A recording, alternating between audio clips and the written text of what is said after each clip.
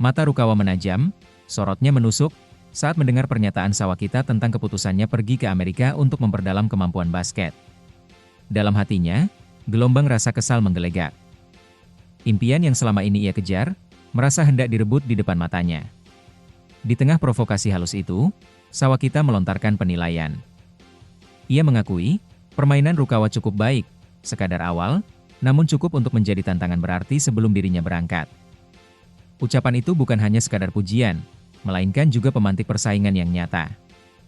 Rukawa tidak tinggal diam, dengan ketegasan yang membara ia membalas, mengukuhkan tekadnya untuk tidak menjadi batu loncatan bagi Sawakita. Semangat perlawanan itu mencuat dari sikap tubuhnya yang kaku, namun siap menantang. Sawakita, mendengar respons itu, mengukuhkan niatnya. Ia bersumpah dalam hati akan menghancurkan kecepatan bocah Kanagawa itu, dengan kekuatan, kelicahan, dan pengalaman yang lebih matang. Dalam sekejap, tensi di antara keduanya memuncak. Bola basket yang semula digenggam Sawakita, tiba-tiba dipantulkan keras ke lantai. Bola memantul liar, melewati tubuh Rukawa, dan bergulir cepat ke depan, menandai dimulainya pertarungan tanpa kata. Rukawa tersentak. Matanya membulat saat melihat bola bergulir melewati penjagaannya, lepas tanpa kendali. Di bangku cadangan, para pemain dari kedua tim berdiri serempak, teriakannya membelah udara, mengikuti bola yang kini menggelinding liar di lapangan. Di tengah lapangan, pemandangan serupa terjadi. Semua pemain, baik Shohoku maupun Sano, terdiam sepersekian detik, terpaku pada bola yang memantul menuju jantung pertahanan Shohoku. Kawata, Akagi, dan yang lainnya hanya bisa membeku. Mata mereka mengikuti lintasan bola yang tak bersahabat itu. Mata Sawakita membelalak. Ia melihat celah terbuka lebar di pertahanan Shohoku, ruang yang ditinggalkan Rukawa yang masih mati langkah akibat keterkejutannya.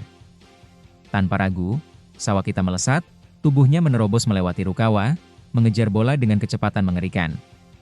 Seluruh pemain dari kedua tim kini membelalakkan mata mereka. Dunia melambat sesaat saat Sawakita meluncur cepat menuju bola yang bebas. Keterkejutan masih membungkam semua hingga suara teriakan lantang Sakuragi membelah kebekuan, membangunkan rekan-rekannya dari keterpakuan. Tersadar akan bahaya besar, para pemain Shohoku serentak bergerak. Mereka berlari secepat tenaga, berusaha mengejar Sawakita yang telah lebih dahulu mengancam pertahanan mereka. Wajah-wajah pemain cadangan Shohoku menegang, diliputi kecemasan. Dalam hati, mereka hanya bisa berharap para pemain utama Shohoku mampu mengejar dan menggagalkan Sawakita yang kini melaju bebas menuju ring mereka. Sawakita berlari secepat kilat, meninggalkan para pemain Shohoku yang berusaha keras mengejarnya dari belakang. Langkah-langkah panjangnya semakin menjauh, menelan jarak tanpa ampun. Dengan gerakan mulus, Sawakita kembali menguasai bola, lalu terus melaju tanpa henti menembus pertahanan Shohoku yang kini tampak rapuh.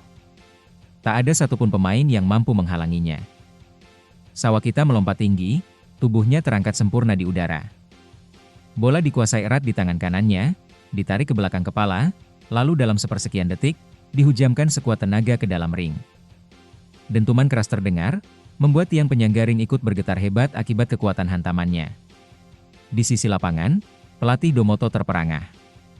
Bukan karena tekanan situasi, melainkan karena kekaguman yang mendalam atas permainan anak asuhnya yang tampil tanpa celah, penuh totalitas. Sementara rekan-rekan setim Sawakita berteriak lantang merayakan keberhasilan itu, Domoto kembali terdiam. Dalam hatinya, terlintas sebuah keyakinan kuat. Kini, tak ada seorang pun, bahkan di tingkat universitas, yang mampu menandingi Sawakita. Dalam keheningan itu, pikirannya melayang kembali ke masa lalu. Saat pertama kali ia menemukan bakat luar biasa itu, seorang anak muda yang kini tumbuh menjadi monster di lapangan. Sebuah sorakan keras memecah konsentrasi pelatih Domoto, tepat saat pikirannya nyaris tenggelam dalam kenangan masa lalu. Suara itu datang dari tribun, lantang dan penuh semangat, lebih nyaring dari suara penonton lainnya.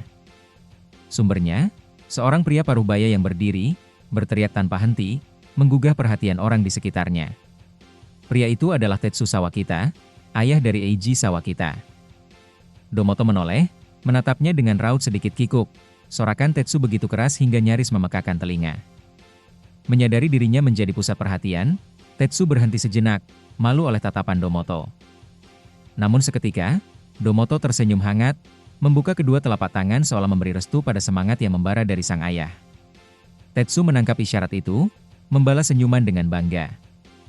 Semangatnya kembali membuncah. Ia kembali berseru, memanggil nama anaknya yang sedang bertarung di lapangan, meski kali ini protes mulai terdengar dari orang-orang di sekitarnya. Tetsu hanya tersenyum malu. Di tengah pertandingan, Eiji Sawakita mendengar suara ayahnya dan menoleh. Satu pandangan ke tribun cukup untuk menguatkan tekadnya, kehadiran sang ayah menjadi bahan bakar emosional yang membakar semangatnya. Ia ingin tampil gemilang, membuktikan diri, dan membuat ayahnya bangga. Dari kejauhan, Tetsu tersenyum lembut, matanya tak lepas dari anaknya. Ada kebanggaan yang tak terucap, namun jelas terpancar. Di tengah hiruk-pikuk pertandingan, pikirannya perlahan terseret kembali, menuju bayangan yang telah berlalu 17 tahun silam. Di sebuah rumah sakit, Tetsu Sawakita menyambut kelahiran anak pertamanya, seorang bayi laki-laki yang kelak akan mengubah hidupnya. Sejak usia bayinya, Tetsu sudah memperkenalkan bola basket sebagai mainan. Meski istrinya menganggapnya berbahaya dan berulang kali melarang, Tetsu tetap teguh pada keputusannya. Ia yakin, semakin dini anaknya bersentuhan dengan bola basket, semakin besar kecintaannya kelak. Namun, tak butuh waktu lama hingga sang bayi terjatuh saat menunggangi bola itu. Tangis keras pecah karena rasa sakit. Meski begitu, Tetsu tidak goyah. Ia hanya tersenyum kaku, memainkan bola di tangannya sambil mencoba menenangkan anaknya, seolah berkata bahwa jatuh dan bangkit adalah bagian dari proses. Waktu berlalu. Di usia 4 tahun, Eiji Sawakita sudah mulai terbiasa bermain dengan bola basket. Gerakannya lincah, refleksnya cepat. Suatu hari, ia mengejutkan sang ayah dengan sebuah dang dari belakang, aksi yang tak lazim bagi anak seusianya. Sorot matanya penuh keyakinan, menyiratkan pemahaman dan kemudahan dalam menguasai permainan. Tetsu hanya bisa terpana, menyadari betapa cepat anaknya berkembang.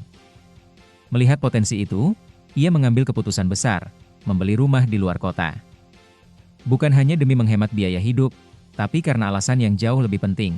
Di belakang rumah itu, ia membangun sebuah lapangan basket kecil. Tempat di mana mimpi anaknya bisa tumbuh dan mengakar, satu lemparan demi satu lompatan. Akhirnya, rumah itu selesai dibangun, terletak jauh dari hiruk-pikuk kota, tenang dan sederhana. Di belakangnya berdiri sebuah lapangan basket kecil, dibangun khusus sebagai tempat bagi Eiji Sawakita kecil mengasah kemampuannya. Hampir setiap hari, di bawah terik matahari atau hembusan angin sore, Sawakita berlatih dengan tekun.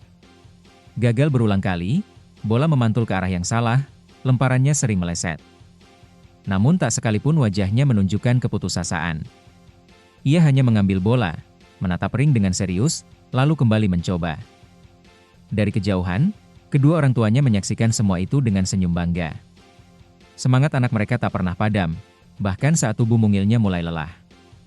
Suatu sore, Tetsu melangkah mendekat ke lapangan. Ia mengambil bola dari tangan anaknya, lalu dengan lompatan mantap, melakukan dang dari belakang ring. Gerakannya gagah, penuh percaya diri. Mata Sawakita kecil membelalak, terpukau melihat kemampuan ayahnya. Tetsu tersenyum, lalu mengajak anaknya berlatih bersama. Meski sempat terkejut, wajah Sawakita kecil segera bersinar bahagia. Sejak saat itu, latihan basket tak lagi ia jalani sendirian. Setiap lemparan, setiap dribble, kini ditemani bimbingan dan semangat dari sang ayah. Hari demi hari, ikatan mereka tumbuh seiring dengan berkembangnya bakat Sawakita di lapangan kecil itu. Setiap pagi, di halaman belakang rumah yang sederhana, suara bola memantul dan sepatu yang bergesek dengan lantai lapangan menjadi irama yang akrab.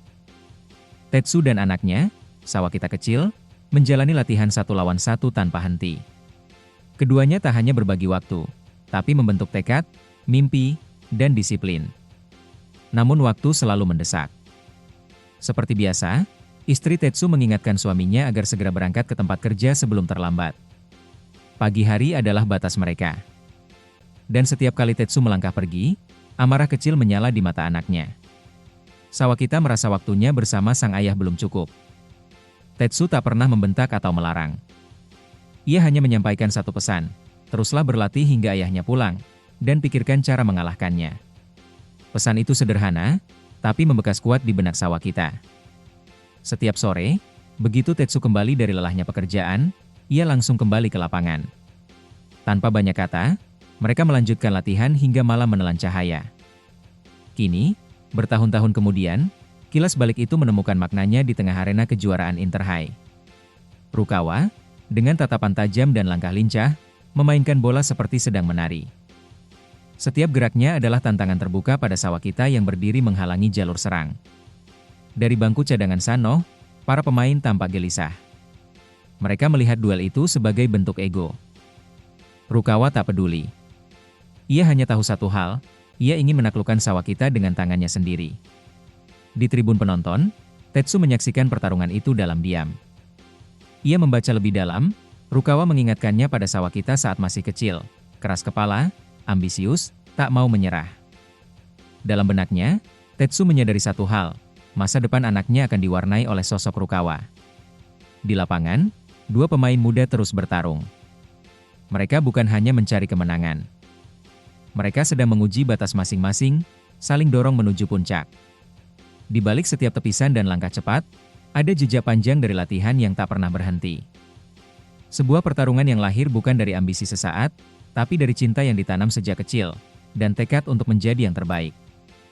Rukawa melesat cepat, mendekati ring Sanoh dengan tekad yang membara.